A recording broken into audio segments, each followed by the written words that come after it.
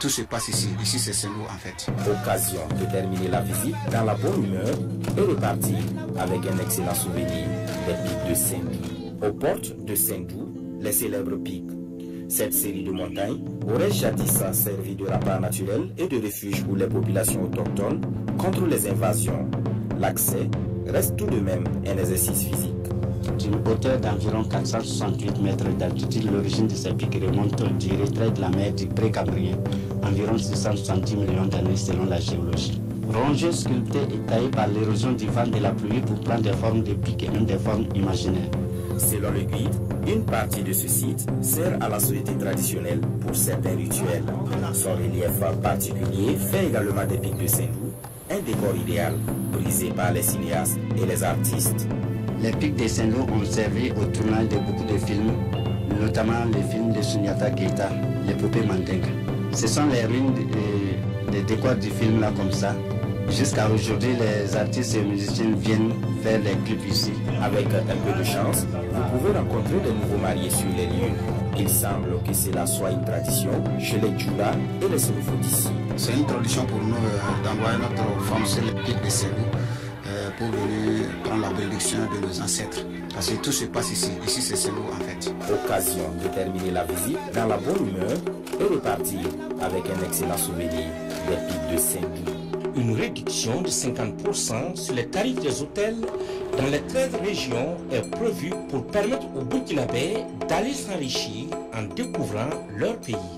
Cette cérémonie de lancement de la deuxième édition de la grande saison du tourisme interne est mise à profit pour visiter le site qui attire plus de visiteurs au Burkina Faso.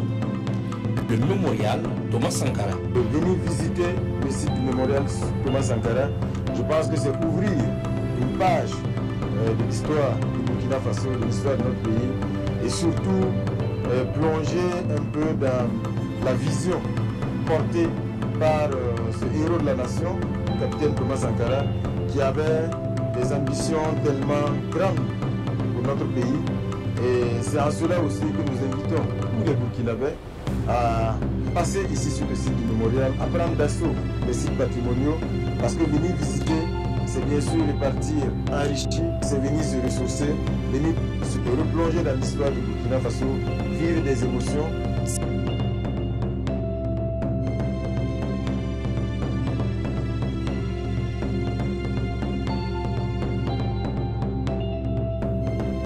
À une quinzaine de kilomètres de la ville de Bobo-Dioulasso, l'espace touristique, la Guingueta, un cadre de loisirs, de distraction et surtout de découverte d'une partie du patrimoine culturel burkinabé.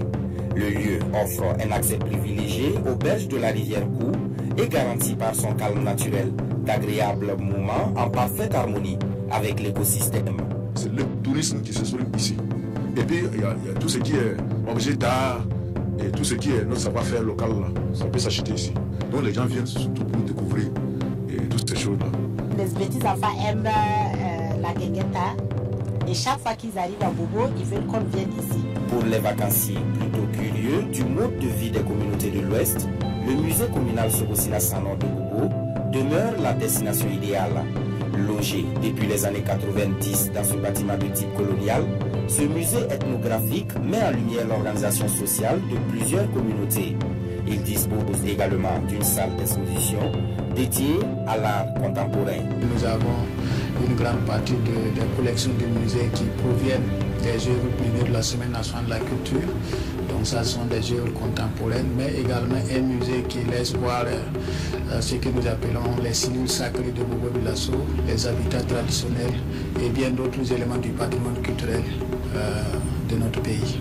Avec plus de 27 000 visiteurs en 2023, le musée communal Sogosila Sanon s'inscrit parmi les musées les plus visités au Burkina Faso. C'est avec beaucoup de fierté qu'on vous dit que c'est des visiteurs burkinabés.